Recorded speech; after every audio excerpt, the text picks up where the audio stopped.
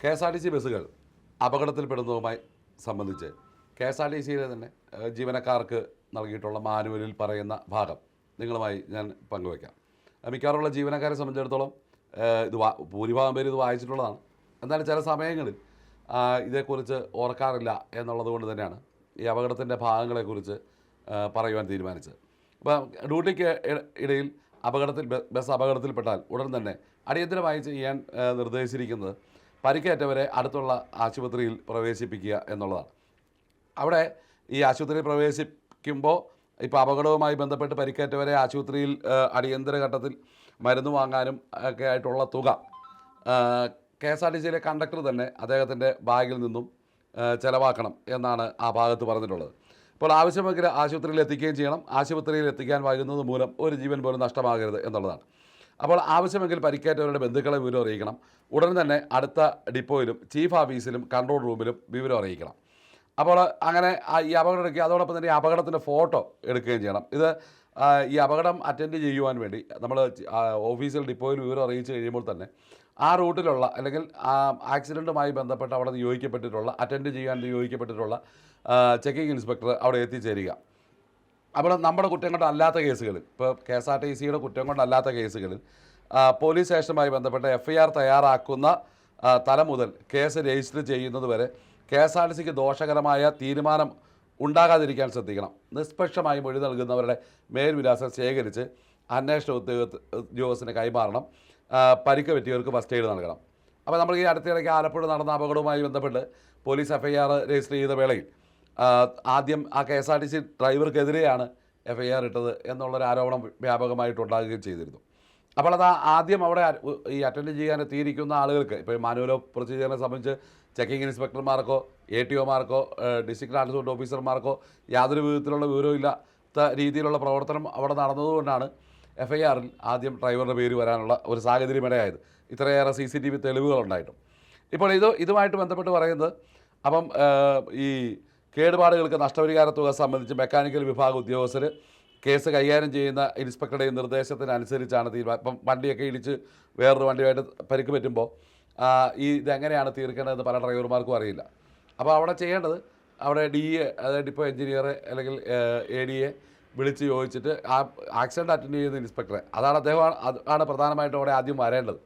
അതുമായി ബന്ധപ്പെട്ടാണ് ഇത് കൈകാര്യം ചെയ്യേണ്ടത്. പിന്നെ ഇത് സംബന്ധിച്ചുള്ള ഈ ചെക്കിംഗ് ഇൻസ്പെക്ടർമാർക്കുള്ള നിർദ്ദേശം, ഇൻസ്പെക്ടർമാർ അത് സംബന്ധിച്ചുള്ള നിർദ്ദേശത്തിൽ സ്വകാര്യ യാത്രയ്ക്കിടയിലായാൽ പോലും, ഇപ്പോൾ അവർ ഡ്യൂട്ടിയിലല്ല, സ്വകാര്യ യാത്രയ്ക്കിടയിൽ ആയാൽ പോലും കെ.എസ്.ആർ.ടി.സി ബസ്സുകൾ ഉൾപ്പെട്ട ഒരു അപകടം അല്ലെങ്കിൽ ഒരു ആക്സിഡൻറ്റ് ശ്രദ്ധയിൽപ്പെട്ടാൽ അത് അറ്റൻഡ് ചെയ്യുന്നതിനുള്ള നടപടികൾ അവർ സ്വീകരിക്കണം.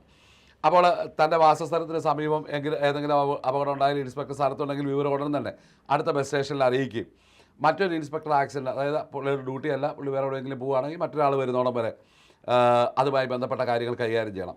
അപ്പോൾ കെ.എസ്.ആർ.ടി.സി ബസ്സുകളുമായി ബന്ധപ്പെട്ട ബസ് അപകടത്തിൽപ്പെട്ടാൽ ബസ് സ്റ്റേഷനിൽ, പോലീസ് സ്റ്റേഷനിലും ആവശ്യമെങ്കിൽ കെ.എസ്.ആർ.ടി.സിയുടെ കൺട്രോൾ റൂമിലും വിവരം അറിയിക്കുകയും യാത്രക്കാരെ കയറ്റി വിടും. ഇപ്പം യാത്രക്കാർക്ക് പരിക്കൊന്നുമില്ല, പക്ഷേ ആ വാഹനം യാത്ര തുടരാൻ പറ്റില്ല എങ്കിൽ യാത്രക്കാരെ മറ്റൊരു ബസ്സിൽ കയറ്റി വിടണം. ഇപ്പോൾ ഈ യാത്രക്കാരെ മറ്റൊരു ബസ്സിൽ കയറ്റി വിടുക എന്ന് പറഞ്ഞാൽ ചിലപ്പോൾ ഓർഡിനറിയുടെ ടിക്കറ്റ് എടുത്തിട്ടുള്ള യാത്രക്കാരായിരിക്കും. അടുത്തത് അതിലൂടെ വരുന്ന ഒരു ഫാസ്റ്റ് പാസഞ്ചറായിരിക്കാം. അങ്ങനെയാണെങ്കിൽ പോലും, അല്ലെങ്കിൽ മറ്റൊരു വണ്ടി ആണെങ്കിൽ പോലും ഈ വേറെ വാഹനങ്ങൾ അതിലൂടെ വരാതിരിക്കുന്ന സ്ഥിതിക്ക് ആ വാഹനത്തിൽ യാത്രക്കാരെ കയറ്റി വിടേണ്ടതാണ്. അപ്പോൾ തുടർന്ന് വരുന്ന ബസ്സുകളിൽ അപ്പോൾ ജീവനക്കാർക്ക് വൈദ്യസഹായം ആവശ്യമാണെങ്കിൽ വൈദ്യസഹായം നൽകണം. അപ്പം അതിനുശേഷം കെ.എസ്.ആർ.ടി.സി വാഹനങ്ങളുടെ കിടപ്പ് വ്യക്തമാക്കുന്ന ഫോട്ടോകൾ എടുക്കണം. അപ്പം ഇതുമായിട്ട് ബന്ധപ്പെട്ടുള്ള ഏറ്റവും പരമപ്രധാനമായ കാര്യം, ഈ പോലീസുമായി പരമാവധി സഹകരിച്ച് അപകടത്തിൽ കെ.എസ്.ആർ.ടി.സി ഉത്തരവാദി അല്ലെങ്കിലും കെ.എസ്.ആർ.ടി.സിയെ പ്രതിയാക്കാൻ ശ്രമമുണ്ടായാൽ അടിയന്തരമായി unit officer, KSRTC control room എന്നിവിടങ്ങൾക്ക് അറിയിപ്പ് നൽകണം. അത് ഇൻസ്പെക്ടർ ചെയ്യേണ്ട കടമയാണ്. അത്തരം കാര്യങ്ങൾ ചിലപ്പോൾ സംഭവിക്കാറുണ്ട്. അപ്പോൾ യഥാർത്ഥ പ്രതിക്കെതിരെ കേസെടുപ്പിക്കുന്നതിനുള്ള നടപടി സ്വീകരിക്കണം. അതോടൊപ്പം അപകടത്തിൻ്റെ കാരണം കാണിച്ചും ആരുടെ കുഴപ്പം കൊണ്ടാണ് അപകടം സംഭവിച്ചതെന്ന് വ്യക്തമാക്കിയും അധികാരികൾക്ക് പരാതി സമർപ്പിക്കണം. ഇപ്പോൾ ആലപ്പുഴയിൽ നമ്മൾ തന്നെ പറഞ്ഞിരുന്നു, ഒരു പരാതി ആദ്യം സമർപ്പിച്ചു, അതിൻ്റെ ഡേറ്റ് മാറി.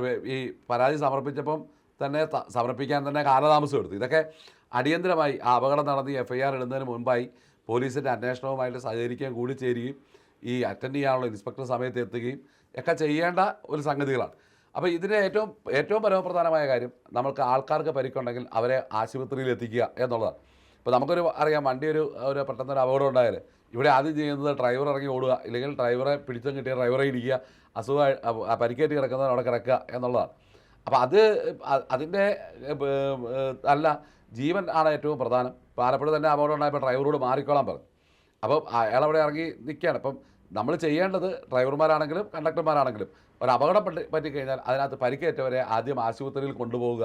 അതിനുശേഷം ഈ കാര്യങ്ങളുടെ വിചാരണ വിസ്താരമൊക്കെ നമുക്ക് നടത്തുന്നതാണ്. ഇല്ലെങ്കിൽ ആ കാര്യത്തിൽ ആരുടെ ഭാഗത്താണ് തെറ്റ്, എന്താണ് സംഭവം എന്നൊക്കെ ഉള്ളത് പിന്നീട് പറയുന്നതാണ് നല്ലത്.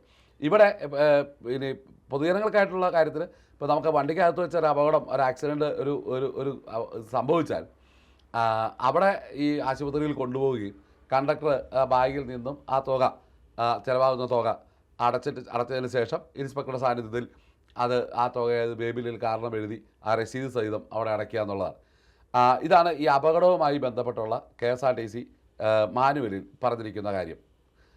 ഈ വിഷയം കാരണം തുടർച്ചയായിട്ടുള്ള അപകടങ്ങൾ പലപ്പോഴും വരുമ്പോൾ എന്താണ് ഇത് സംബന്ധിച്ച് ചെയ്യേണ്ടതെന്നോ, ഇപ്പോൾ ഈ അറ്റൻഡ് ചെയ്യാനുള്ള ഇൻസ്പെക്ടറെ സമയത്തിന് ലഭ്യമാകാതിരിക്കുകയോ, അതുകൊണ്ട് തന്നെ KSRTC ഡ്രൈവർമാർ നിരപരാധികളായിട്ടുള്ള കേസിൽ പോലും ചിലപ്പോൾ FIRൽ പ്രതിയായി നിയമ നടപടികൾ സ്വീകരിക്കേണ്ടതായി വരുന്നു. ഡ്രൈവർമാരെ സംബന്ധിച്ചുള്ള നിയമം കർശനമായി വന്നിരിക്കുന്ന ഈ കാലഘട്ടത്തിൽ തീർച്ചയായിട്ടും നിരപരാധിയായ ഒരാൾ ഒരിക്കലും നിയമത്തിൻ്റെ ഈ തെറ്റായ ഒരു രീതിയിൽ നിയമപരമായിട്ടുള്ള ഇത്തരം കാര്യങ്ങൾ അനുഭവിക്കാൻ ഇടയാകരുത്.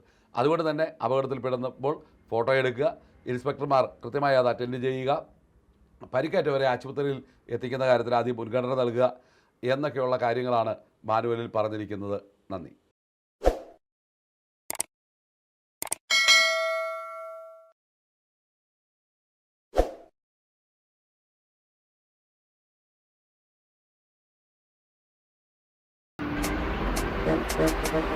Thank you.